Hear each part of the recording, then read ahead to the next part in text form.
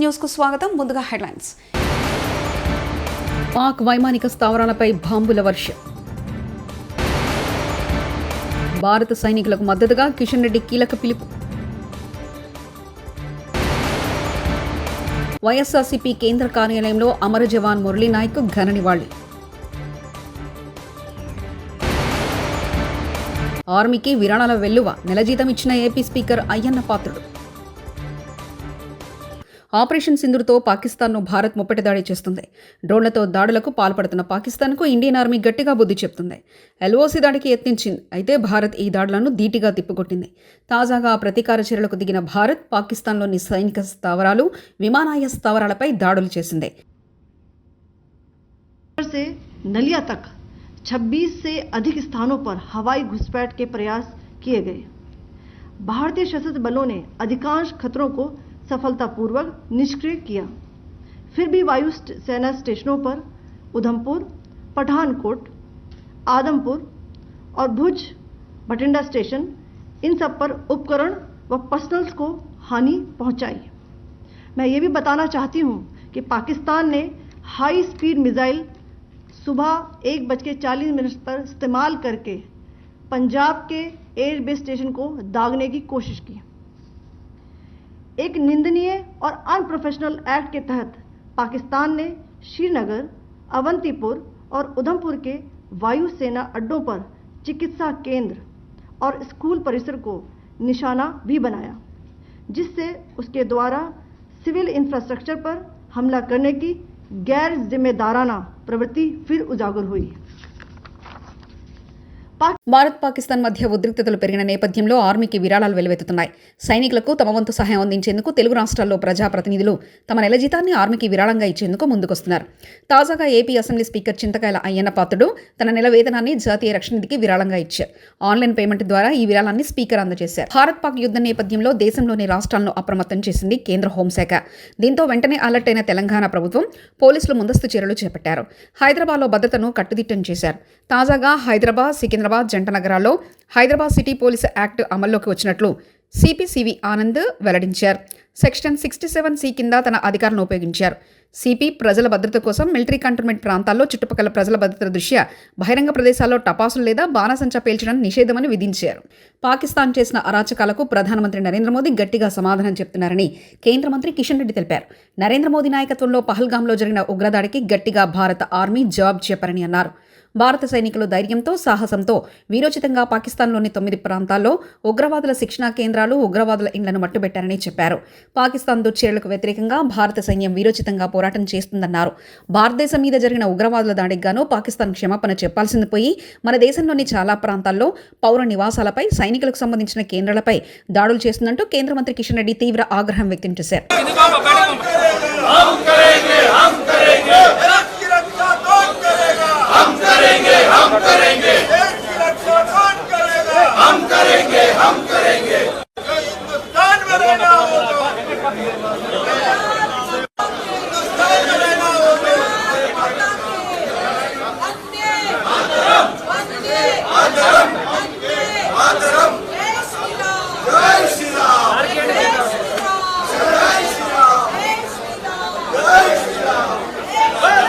భారత పాకిస్తాన్ యుద్ధంలో అమరుడైన మురళీ నాయక్ తాడేపల్లి వైఎస్ఆర్సీపీ కేంద్ర కార్యాలయంలో పార్టీ నేతలు ఘనంగా నివాళులర్పించారు. ఈ సందర్భంగా ఆయన చిత్రపటానికి పూలమాలలు వేసి నివాళులర్పించారు. ఆయన ఆత్మకు శాంతి కలగాలని కోరుతూ 2 నిమిషాల పాటు మౌనం పాటించారు. ఈ సందర్భంగా పార్టీ కేంద్ర కార్యాలయ ఇన్ఛార్జ్ ఎమ్మెల్సీ లేల్లా అప్పిరెడ్డి మాట్లాడుతూ యుద్ధంలో మురళీ నాయక్ చూపించిన తెగువ, ఆయన త్యాగం దేశంలోని ప్రతి పౌరునికి స్ఫూర్తినిస్తుందన్నారు.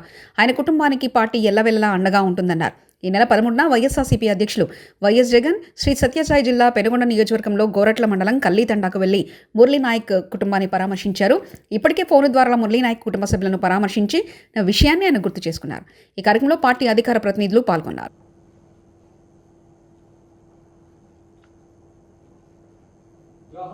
పుట్టినటువంటి వ్యక్తిగా విద్యాభ్యాసాన్ని ముగించుకొని ఈ దేశం కోసం పనిచేయాలా, మిలిటరీ దుస్తుల్ని ధరించాలనే ఏకైక, ఎందుకంటే ఆయన మనసు నిండా కూడా, గుండెల నిండా కూడా దేశభక్తిని నింపుకొని అగ్నివీరులో చేరటం, ఆ చేరిన రోజు నుంచి కూడా ప్రతిరోజు కూడా తల్లిదండ్రులతో మాట్లాడుతున్నటువంటి సందర్భంలో కానీ, మిత్రులతో మాట్లాడినటువంటి సందర్భాల్లో కానీ ఈ దేశం కోసం నేను పనిచేస్తున్నానని భావనని ధైర్యంగా గర్వంగా గౌరవంగా ఆయన చెప్పినటువంటి మాటలన్నీ కూడా గుర్తుకొస్తూ ఉంటే నిజంగా ఆయన మరణించడం వీరమరణం పొందడం నిజంగా బాధాకరంగా, ఎందుకంటే మరణించడం అనేది బాధాకరంగా ఉన్నప్పుడు కూడా ఆయనలోని భావాలు ఆయనలోని ఉద్దేశాలు ఇవాళ సమాజానికి స్ఫూర్తినిచ్చే విధంగా ఆయన జీవితాన్ని. ఇన్నిసార్లు ముఖ్యమంత్రి అయినా రాయలసీమకు బాబు చేసిందేమిటి? అనంత వెంకటరామరెడ్డి, వైఎస్ఆర్సీపీ జిల్లా అధ్యక్షులు, అనంతపురం. వీరణము పొందిన ముందు నాయక్ గారు నిజంగా కూడా మనందరికీ కూడా మన జిల్లా వాసి కావడం, మన జిల్లాలో గోరంట్ల మండలం కల్లి గ్రామ తాండా దగ్గర నుంచి కావడం మనందరికీ కూడా గర్వకారణం. ఈరోజు మన మాతృభూమిని రక్షించుకునే దానికి అందరూ కూడా, ప్రజలందరూ కూడా ఎంతటి త్యాగాలకైనా కూడా సంసిద్ధులు కావాలని చెప్పేసి నేను ప్రత్యేకంగా అందరికీ కూడా మనవి చేస్తున్నాను. కాబట్టి అందరికి కావాలని చెప్పి మనం చేస్తూ మరొక మారు అతనికి జోహర్లు కూడా అర్పిస్తూ, నిన్న ముఖ్యమంత్రి చంద్రబాబు నాయుడు గారు ఈ రాష్ట్రంలో జూన్ 12 తిరిగి తెలుగుదేశం నాయకత్వంలో కూటమి ప్రభుత్వం ఏర్పడిన తర్వాత మరొక మారు కూడా విజిట్ కూడా రావడం జరిగింది. ఆయన విజిట్గా రావడము, హంద్రీ నీవాని సుజల స్రవంతి ప్రాజెక్టును కూడా కంప్లీట్గా కూడా సందర్శించడము, అక్కడ ఛాయాపురంలో మాట్లాడిన తీరు ఇవన్నీ చూస్తా అంటే చంద్రబాబు నాయుడు గారి చేతుల్లో ఆయన గమనిస్తే ఏమీ మార్పు రాలేదు. అతని రాజకీయ జీవితం అంతా కూడా అబద్ధాలు చెప్పడంలోతోనే సరిపోతుంది. ఈ మరొక మారు కూడా నిన్నటి రోజు అతని పర్యటన కూడా కేవలం అబద్ధాలు అన్నీ కూడా మరొక మారు చెప్పడం, వెళ్ళిపోవడమే చెప్పినాడు. అతను చేయని పనులు కూడా అతనే చేసినట్లుగా ఈరోజు చెప్పుకోవడము, ప్రచారం చేసుకోవడం మాత్రమే పరిమితమైనాడు తప్ప ఈ జిల్లాకు అదనంగా ఒక హంద్రీ నీవా వలన, ఇరిగేషన్ ప్రాజెక్టు వలన కానీ వనగూరేది ఏమాత్రం కూడా ఒక నిర్ణయం కానీ తీసుకోకుండా మరొక మారు ఈ జిల్లా ప్రజలకు, ముఖ్యంగా రైతాంగానికి, ఈ జిల్లా అభివృద్ధికి కూడా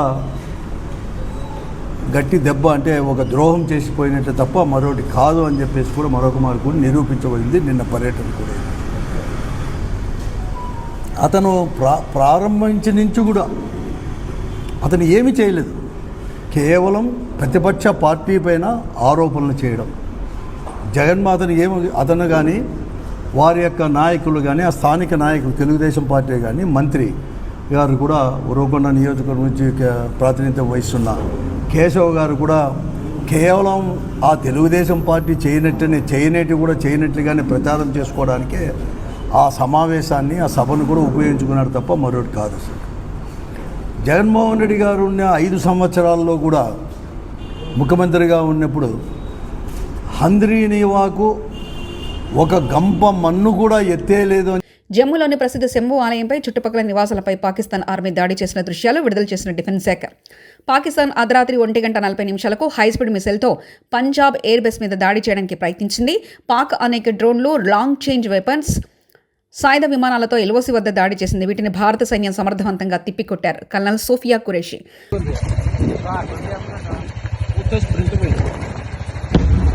భారత ఆర్మీ బేస్లను ధ్వంసం చేసినట్లు పాకిస్తాన్ తప్పుడు ప్రచారం చేస్తుంది. భారత ఆర్మీ బేస్లకు ఎక్కడా నష్టం జరగలేదంటూ విక్రమ్ మిశ్రీ వ్యాఖ్యానించారు. Continue to be heavy on lies, misinformation and propaganda. And on top of that, this is peddled by Pakistani state agencies. The claims that they have made about attacking and destroying various places, various military installations and facilities, as has been pointed out by my colleagues here this morning, are completely false. The claim about the Air Force station in Sirsa being destroyed, completely false, as you've seen. The claim about the Air Force station in Suratgarh being destroyed, completely false again, as you have seen. There's a claim that has been made that the S-400 base at Adampur was destroyed, completely false once again. Claims have been made about large sections of Indian critical infrastructure power systems, cyber systems, etc., being attacked and destroyed, completely false. I would urge all of you and all those who watch this not to be misled by this tissue of lies that is being peddled by the Pakistani state for obvious purposes. Modiji పాకిస్తాన్ను లేపేయండి, Pakistan మ్యాప్లో లేకుండా చేయండి. మాజీ మంత్రి MLA Mallareddy. 75 సంవత్సరాలైంది మనము పాకిస్తాన్ తోటి ఎప్పటికీ బాధలు పడుతూనే ఉన్నాం. ఉగ్రవాదులతోటి వాళ్ళు పోషిస్తూనే ఉన్నారు. మనం ప్రధానమంత్రికి ఒకటే మేము మనవి చేస్తున్నాం అందరికీ, మోడీజీ పాకిస్తాన్ उग्रवादों को खत्म करो, कुचल कुचल के खुंचल के रख दो, एक एक जिंदगी में फिर अपना भारत का तरफ नहीं देख रहा हो लोग. उग्रवादों को पूरा पाकिस्तान ప్రపంచంలో చిత్రపటంలోనే పాకిస్తాన్ కనిపించవచ్చు. నెక్స్ట్ మనం 75 సంవత్సరాల నుండి బాధపెడుతున్నారు. మనం ఇక భరించలేము, మనం ఇక ఓపిక లేదు మనకు. మన సైనికులు మన ఎంతో మంది ప్రాణాలు కోల్పోయారు. ఈ రోజు కూడా మన తెలుగు బిడ్డ మురళీ నాయక్ గారు చనిపోయారు. ఆయనకు కూడా పెద్ద ఎత్తున సంతానం. ఆయన మనం ఎంత ఇచ్చినా ఆయన లోటు తీర్చలేము. ఆయన కుటుంబానికి కూడా చెప్తున్నా, మనం మాత్రం ఇప్పుడు వదిలేదే లేదు. మన భారత సైనికులకు మొత్తం ధైర్యంగా మేము డాక్టర్లము, ఇంజనీర్లము, ప్రొఫెసర్లము, లీడర్లము, మా టీఆర్ఎస్ పార్టీ మొత్తం మీకు మద్దతు ఇస్తుంది. మీరందరూ కూడా పోరాడి ఆ ఉగ్రవాదులను మొత్తం ఖతం చేయాలని కోరుకుంటున్నా. జై జవాన్. దేశం మొత్తం సంఘీభావ ర్యాలీలు జరుగుతూ ఉంటే రేవంత్ రెడ్డి ఏమో తెలంగాణలో క్యాట్వాక్ చేపిస్తున్నాడు. MLA KP Vivekananda. సంఘీభావ ర్యాలీలు జరుగుతూ ఉన్నాయి. మనం మైనధైర్యాన్ని ఇవ్వాలా, సైనికులకి అండగా ఉండాలా, సైన్యానికి అండగా ఉండాలి. అందరం ఉన్నాం. ప్రత్యక్షంగా మనం పాల్గొనకపోవచ్చు, కానీ డెఫినెట్గా మా థాట్స్, మా ఆలోచనలు మొత్తం మీ ఎంబడి ఉన్నాయి. ఏ అవసరం ఉన్నా సరే మేము చేయడానికి సిద్ధంగా ఉన్నాం. ఎలాంటి అవసరం ఉన్నా సరే చేయడానికి దేశమంతా కూడా మీ ఎంబడి ఉంది చెప్పే అవసరం ఉంది. కాబట్టి ఈరోజు దేశమంతా కూడా సంఘీభావ ర్యాలీ జరుగుతూ ఉంటే ఇక్కడ మన రాష్ట్రంలోనేమో మన ముఖ్యమంత్రి గారు అందాల పోటీల క్యాట్వాక్ ర్యాలీలు చేపిస్తూ ఉన్నాడు. ఇది చూసి అందరూ కూడా అసహించుకుంటా ఉన్నారు. రాష్ట్ర ప్రజానీకం అంతా కూడా వారి నిర్ణయాలని మరి తప్పుపడుతూ ఉన్నారు. మరి అంతేకాకుండా అమాయకులను చిన్నపిల్లలను చంపమని ఇస్లాం చెప్పలేదు. జవానులకు మద్దతుగా మనందరం ఉండాలి. పాకిస్తాన్ పాటికాటికి మజాక్ చేస్తుంది. పాకిస్తాన్ దాడి చేస్తే భారత్ వెనక్కి తగ్గదు. అమాయకులను చిన్నపిల్లలను చంపే పాకిస్తాన్ ఇస్లాం పేరు పలికే అర్హత లేదు. అమ్మ కడుపులో నుండి ఈ భూమిపై పడినప్పుడు చచ్చే వరకు ఈ భూమి కోసమే బ్రతకాలి. అసదుద్దీన్ ఓవైసీ. अगर पाकिस्तान डीएस्केलेशन करेगा तो वो वही रहेगा. अगर हम इस वतन में हमारी मां की पेट से इस वतन में पैदा हुए और जब इंशाअल्लाह ईमान के साथ हम जाएंगे इस दुनिया से तो हम इसी वतन की आगोश में जाएंगे, चाहे मैं हूं या शब्बीर साहब हो या आप तमाम हो. तो ये प्रोपेगेंडा झूठा है पाकिस्तान का. इस्लाम का नाम ले रहे हैं. अरे तुम मुबारक महीने में कैसा तुम कद इस्लाम का नाम लेके तुम बच्चों को मार दिए. तुम्हारी 2 नेशन थियरी को हमने पहले रिजेक्ट कर दिया था.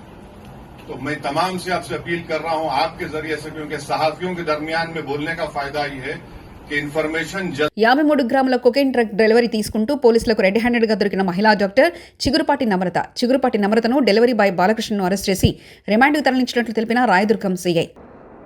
కొంత డ్రగ్ ఆర్డర్ చేస్తుంది. దానికి సంబంధించినటువంటి సప్లై ఇవ్వడం కోసం ఒక బాలకృష్ణ అనే ఒక వ్యక్తి వచ్చి రాయదుర్గం ఏరియాలో ఆ లేడీకి హ్యాండ్ ఓవర్ చేస్తుంటే పోలీసు వాళ్ళు ట్రాక్ చేసి పట్టుకొని వాళ్ళిద్దరి మీద కూడా కేసు రిజిస్టర్ చేసి వాళ్ళ దగ్గర నుండి ఒక 10,000 rupees cash, 53 grams cocaine, 2 cell ఫోన్లు రికవర్ చేసేసి వాళ్ళిద్దరి మీద కూడా కేసు చేసి రిమాండ్ చేయడం జరిగింది. ఫర్దర్ ఎంక్వైరీ నడుస్తున్నది. పాక్ వైమానిక స్థావరాలపై బాంబుల వర్షం. భారత సైనికులకు మద్దతుగా కిషన్ రెడ్డి కీలక పిలుపు. వైఎస్ఆర్సీపీ కేంద్ర కార్యాలయంలో అమర జవాన్ మురళీ నాయక్ ఘన నివాళి. ఆర్మీకి విరాళాల వెల్లువ. నెల జీతం ఇచ్చిన ఏపీ స్పీకర్ అయ్యన్న పాత్రుడు. ఇవి బులెటిన్ విశేషాలు.